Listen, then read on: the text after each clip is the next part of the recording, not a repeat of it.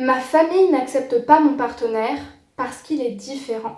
Bonjour à toi, j'espère que tu vas bien. Bienvenue sur ma chaîne YouTube qui te parle d'amour et d'amour de soi ainsi que d'intelligence affective. Si tu ne me connais pas encore, je m'appelle Chloé Merkeer et je suis coach certifiée. J'aide les personnes à être plus heureuses dans leurs relations amoureuses en leur apprenant à s'aimer elles-mêmes et à adopter justement cette intelligence affective. Avant même de regarder la suite de la vidéo, je t'invite à t'abonner à la chaîne YouTube pour recevoir toutes les prochaines vidéos, à liker la vidéo, à la partager et à la commenter si elle te parle ou si tu as des questions. Aujourd'hui, on va parler d'un sujet qui est la cause d'une grande souffrance, celle d'une situation où vous avez rencontré l'amour de votre vie, où vous avez rencontré la personne qui fait battre votre cœur, mais que malheureusement, l'entourage dans lequel vous êtes, la famille dans laquelle vous êtes, n'accepte pas cette personne.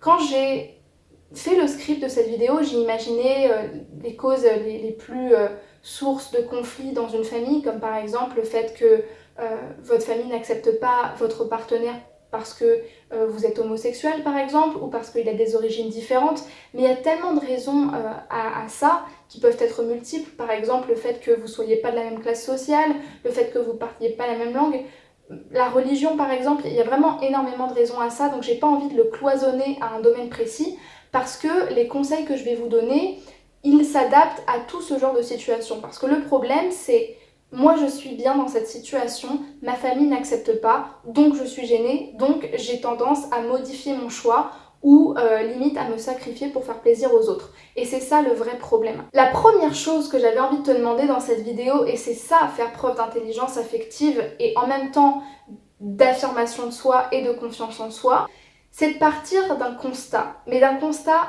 peut-être le plus essentiel, qui sont les deux questions suivantes. Est-ce que tu aimes vraiment cette personne?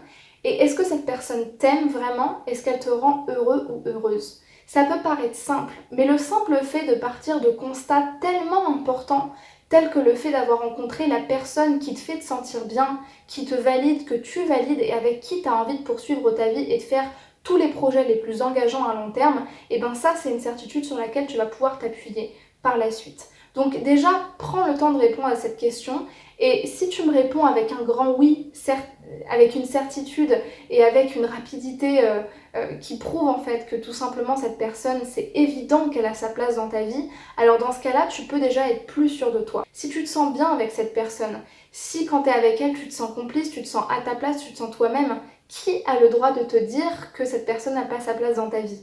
Tu comprends là où je veux en venir? Pars de certitude qui te concerne toi et dont seul toi a la réponse. Donc ça c'est la première question. Maintenant la deuxième question que j'ai envie de te poser et qui est peut-être la plus décisive et qui va probablement te challenger un maximum, c'est finalement cette décision que tu vas prendre. Donc là, si aujourd'hui tu hésites à quitter cette personne à cause des a priori, des préjugés, des avis des uns et des autres sur ta situation, sur qui cette décision va impacter le plus longtemps sur le long terme. C'est-à-dire que tu prennes la décision de le quitter ou de rester avec, la décision que tu vas prendre, sur qui elle va avoir un impact le plus important. Est-ce que tu penses que c'est sur tes parents? Est-ce que tu penses que c'est sur tes meilleurs amis? Est-ce que tu penses que c'est sur ton patron? Est-ce que tu penses que c'est sur la caissière? Je ne sais pas, n'importe qui. Est-ce que tu penses que cette décision, elle va avoir un impact plus important sur l'extérieur plutôt que sur le principal intéressé, c'est-à-dire toi et cette personne? La réponse, c'est toi. Tu es la personne la plus importante de cette situation puisqu'il s'agit de toi et il s'agit de ta vie. Donc, en l'occurrence, si tu choisis de prendre une décision pour faire plaisir aux autres en croyant que en fait tu vas leur faire du bien, tu vas juste faire du bien à leur morale pendant quelques semaines et encore. Parce que tu auras répondu à leurs critères de référence. Sauf que toi, tu vas être malheureux pendant bien plus longtemps, peut-être même toute ta vie. Parce que si aujourd'hui tu fais ce choix décisif de te conforter à ce qu'on a bien envie que tu fasses, et ben dans ce cas-là, ça va avoir un impact sur toutes tes prochaines décisions et sur la manière que tu vas choisir de mener ta vie. Donc en fait, cette décision qui peut te paraître peut-être négligeable ou pas importante, elle l'est parce qu'en fait, elle va avoir un impact sur est-ce que je donne de l'importance à la vie des autres pour moi me valider ou est-ce que je donne de l'importance à mes ressentis, à ma vie, à mes décisions. Il n'y a personne d'autre que toi qui est la personne la plus légitime est la plus compétente pour répondre à cette question.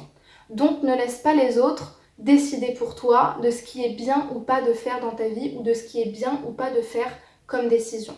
Et enfin, la dernière chose que j'avais envie de te dire, c'est que peut-être que tes parents, je prends l'exemple des parents parce que je trouve que c'est la figure la plus représentative de ce qui est bien, ce qui est pas bien, des idées qu'ils ont envie de te transmettre, mais ça peut être quelqu'un d'autre.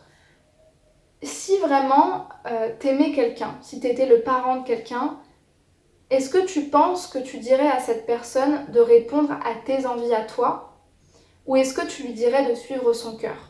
Parce qu'au fond, c'est tout le temps la même chose. Quand t'aimes quelqu'un, t'as envie que la personne soit heureuse et qu'elle soit libre pour qui elle est. Donc, agis comme si t'étais ton propre parent. Autorise-toi à faire des choix qui te libèrent plutôt qu'ils te restreignent.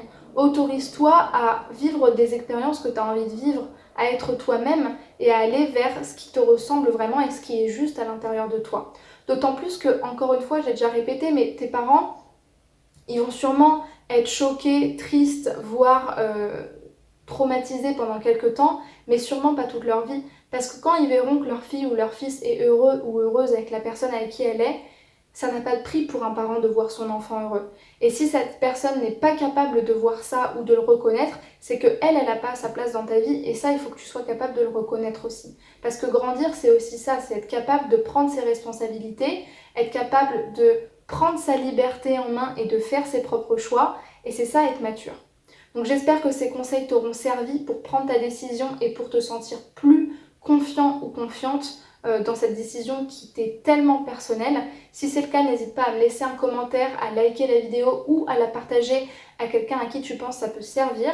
Si tu veux faire partie de ma garde rapprochée, de ma liste privée sur email à qui j'envoie un mail toutes les semaines environ avec des conseils que je ne donne sur aucune des autres plateformes, des confidences dont je vous fais part et surtout des promotions et des avantages sur mes dernières offres d'accompagnement ou les événements que je crée, eh bien je t'invite à t'y inscrire de suite en allant voir en fait dans la barre de description, tu trouveras le lien pour t'inscrire à ma newsletter.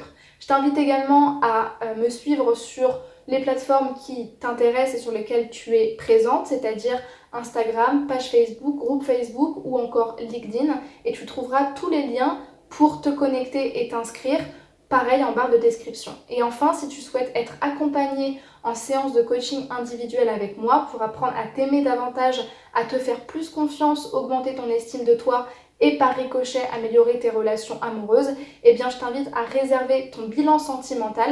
C'est un appel réservé uniquement aux personnes qui souhaitent être accompagnées et un appel offert dans lequel on va faire le bilan de ta situation et que je vais t'apporter les différents points sur lesquels je peux t'accompagner. Merci beaucoup d'avoir regardé jusqu'à la fin cette vidéo. Prends bien soin de toi et surtout n'oublie pas, tu es la seule personne qui peut dire et décider de ce qui est bon pour toi parce que toi seul sais ce qui est bon pour toi.